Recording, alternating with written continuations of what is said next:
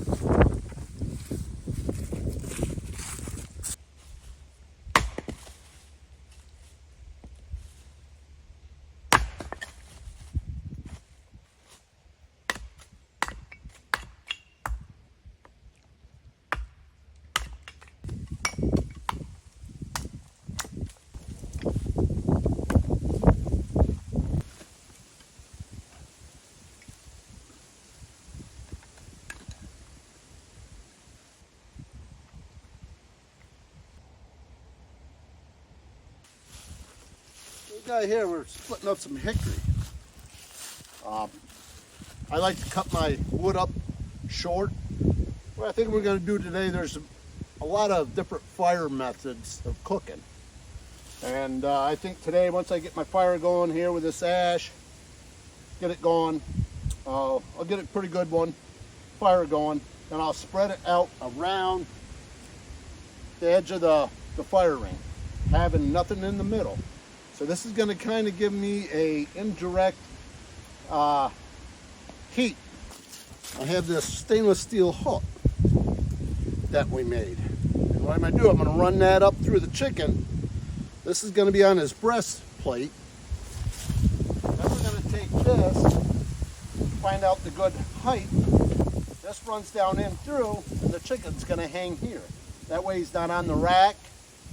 You could use a beer can chicken holder if you want, sit on here, but without them sitting on the rack, the whole chicken's just going to look just beautiful, golden brown. You could do turkeys or whatever. I did 15, 16 pound turkeys on this, and that's the bigger rack. And I don't believe I did any on the smaller one yet, but so that's what the plan is. I gotta get my fire going here. You gotta get a pretty good fire. When you pull it off to the side, it's gonna really put a damper on your fire. It's gonna damper right down. So if you wanted to, like a smoke a brisket or something like that, what I would do, I'd get my little blower and do the same thing, have my hickory around the edge, and I would want to hold like a 200 degrees, get my good smoke, and as it cools down a little bit, I'll take my blower, just go around the edge of the rim just to get it up to 200. If it gets a little hotter, what's nice with the tripod is that you can take this and raise it up and down to get that perfect cooking temperature that you want.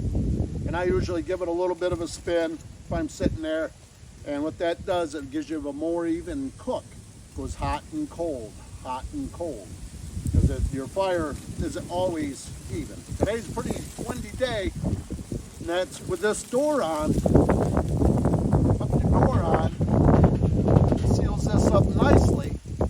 you have a temperature gauge here that shows you what temp you're cooking at. And this will capture all your heat right in here, and it doesn't take much wood to cook because it captures all the heat. And if it was, if we want, we could even lower this down. That's sitting right on. I'm burning my rack off now. I did some bacon or something on it last time. And that's what you always want to make sure your rack is burned off good from whatever you cooked the last time. Because if you did bacon and you didn't burn it off, and you throw some buttermilk biscuits or cinnamon rolls on there, and it catches on fire, and the outcome isn't good. You ended up with a big flame ball like this, which I have done before, which ain't good. But this here, you can cook in the rain because it protects your fire. And when you're lifting, I grab up here normally. This isn't, don't touch the tins. The chain normally doesn't get hot, and you can raise it up and down. If you want, you could use a mitt or a glove, but you can raise it up and down to get the temperature that you want to cook with. So I gotta get my fire going here, and I'll show you what I'm doing with the chicken. What we have here is, I got this yesterday at Aldi's, little fresh whole chicken here. I'm gonna open this up here, and I was going to use lemon pepper on it, and I could not. I have it somewhere, I could not find it anywhere, so I don't know where my lemon pepper is. So what we're going to do today, we're just going to rub it down with some olive oil, and we're going to put salt and pepper on it, like if it was going to be like a Thanksgiving turkey. Going to do, take some olive oil, give them a good rubbing down with the olive oil. You could even take some butter, tuck some butter in under the skin here where the breast is. Big slabs of butter. Grease them up good. This is what's going to give them that nice golden brown. You even dump a little in there. Heat them up. Like I said, wanted lemon pepper, but we don't have it, so use what you got as you are camping. So we'll give them, put some salt here, bottom here,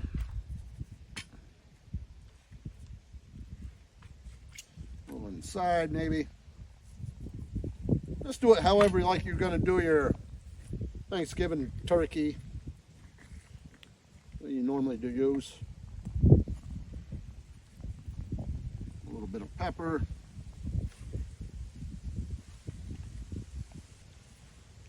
Looks good. Yeah, a little bit there. See how that J comes up? I want to close this up a little bit so it presses against his sternum there a little bit. So we'll take it and close it in a little bit. See if that's enough. We run it up through this way.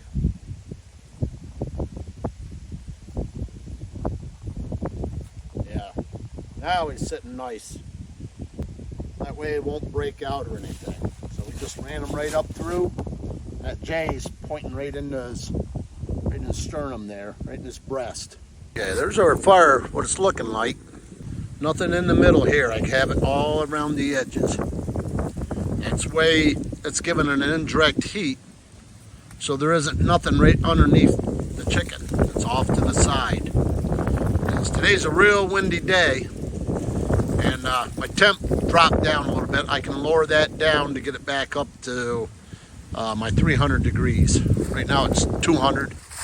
I just added some more wood in there to get it up, but I'll lower that down to hold my 300 degrees. All right, I'm gonna hang them up in here. The fire has died down some there. What we're gonna do, we're gonna take this hook up here, hang it up in that chain, find out what's the right distance. We'll go up in there, right up there. We'll run that right down through the panels. close it up. Your poker stick here.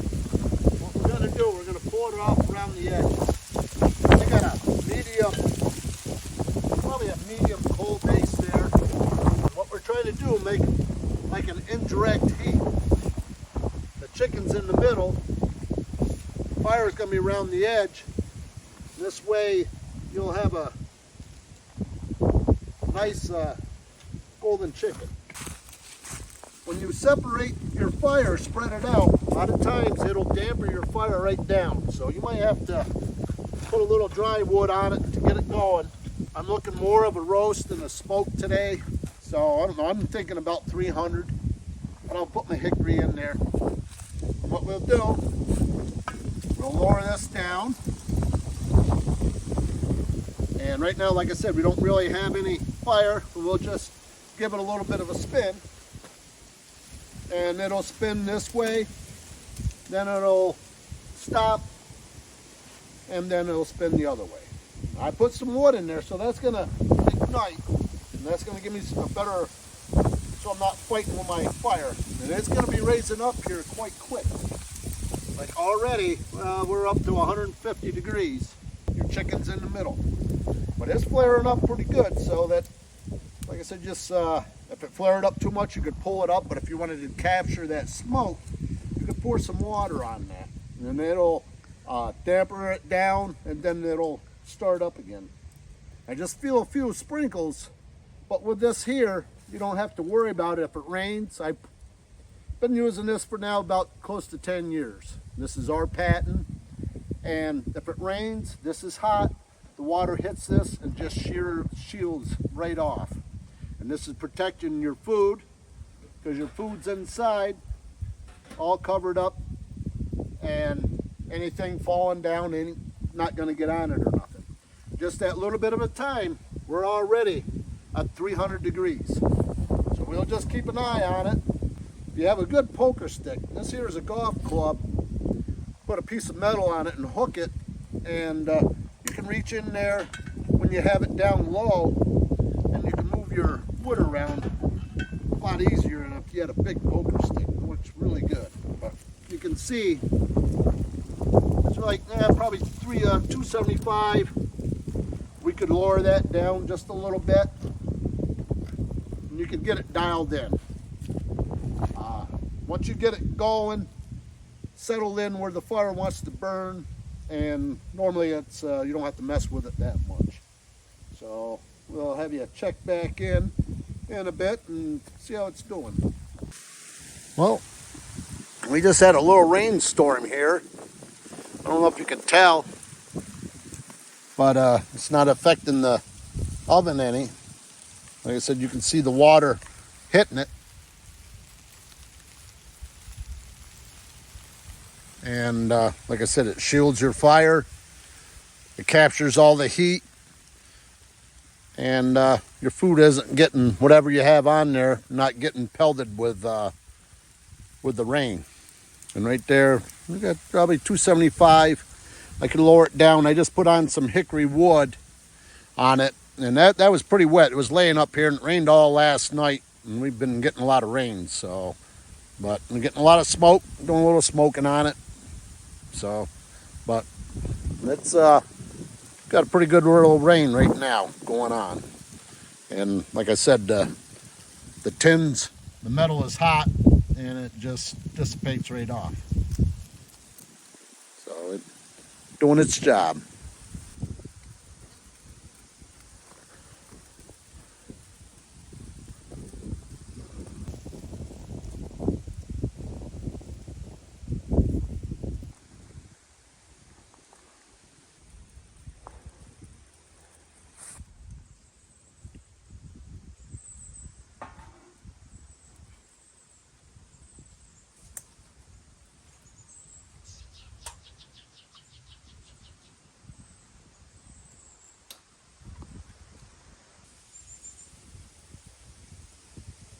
All right, here you can see our fire is starting to, temperature is dipping down a little bit. We're like 225.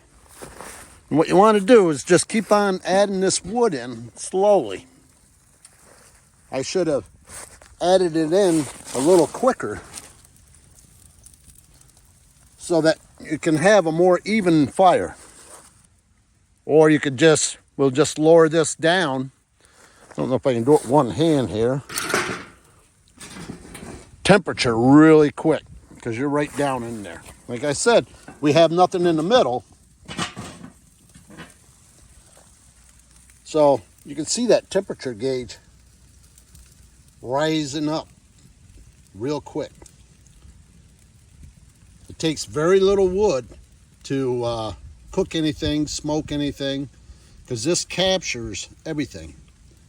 So ideally, when you're smoking, if you wanted to smoke, you want to have just enough so you have the temperature you want, like 200, and you got to smoke just like that. And it just takes a little time, and you can dial it right in to the temp that you need. But like I said, that's a nice 300 there. With the wind blowing here, and I just added that wood, it'll start raising it up. The temp will, and I'll end up have to raise it up as that wood starts to ignite. But like I said, it takes very little wood. And you can use big wood, but I find it a lot easier if you can cut your wood in half, smaller, where you can lay it around the edges. But you don't have to, but just things that I found out it makes it a lot easier to help you out. Jake's turkey necks are all done. He's down there enjoying a chicken neck. Turkey neck, chicken neck. We got it all cooked up for him. He's enjoying it. We've been cooking now for an hour. And like I said, that right there, right around, holding a nice, close to 300 degrees. And I brought the temperature gauge out to, I don't know if you can see it. He's looking mighty good. Here we get over here with the sun shining on him, maybe. He's just as golden brown. So we brought the temperature gauge out and see what we got for a temp. I'm not sure. I don't want to overdo it here. So let me zoom out there. And yeah, I think you got some ways to go yet. Well, he's at 148 up here on top of the breast. So down here he's probably a lot better. Now he's going to be oozing his juice out, but he's just as juicy. So we got to take him up a little bit farther than 148, so there'll be a little bit more time. Well, it's raining again. It's probably about the third time that it's rained, and about an hour and 45 minutes into it. We're closing in on 2 hours, and it's raining out here pretty good. It is. I don't know if you can see it, but coming down pretty good. But you can see it on the oven there, how it dissipates off as it hits. And still protecting our fire and our food that's in it. So we're getting close here. Well, it's up to 400 there. You see that fire's getting kind of hot. So we got to raise her up here a little bit. So I just grab a hold of the chain here and slide the slider and give her a turn there. Like I said before, giving it a turn once in a while gives you that even cook, hot and cold. It's hotter on that one side than it is over here. If it just sat there, that side of the chicken would cook faster than that side. So, but as you see your fire going down, like I said, you just keep on adding in slowly so you can get a nice even temperature. Get that chicken off. He's like a little over 180, and I was going to pull them at 170, so he probably only took it. We tested them at 2 hours, and probably should have waited probably an hour and a half. But so we got to be careful with him. He's going to fall apart, and that's what he looks like. He looks pretty done. So then we'll slide the pan in here maybe. Come up here, grab the hook, and slide that out. And it's been windy today. Oh, he's good. I just blew the chair over, and we're still able to cook this chicken here. Like I said, it blew my door off twice. We get big gust of winds. It's I don't know, high 40s, around 50 degrees. So let's go over there and pull the pin out. Get it out of there without destroying them. Like I said, I should have pulled them way before, but I don't know if you can see him there. He's just as golden brown. Not burnt at all. The smoke just darks them up a lot. You can see all the juice running right out of them. True test to see if they're done. Twist the leg and the bone will pull right out. The juice.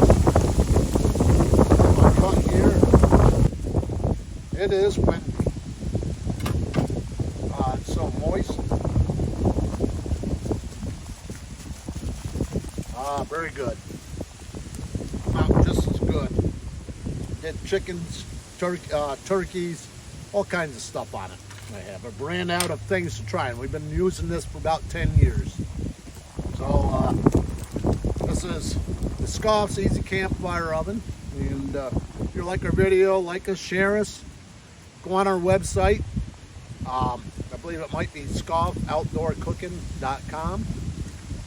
And check it out. You can do anything on it. Well, what SCOFF stands for: smoker, cooker, oven, fire saver, fire prevention. Like I said, hope to see you folks again. Make sure you make yourselves some time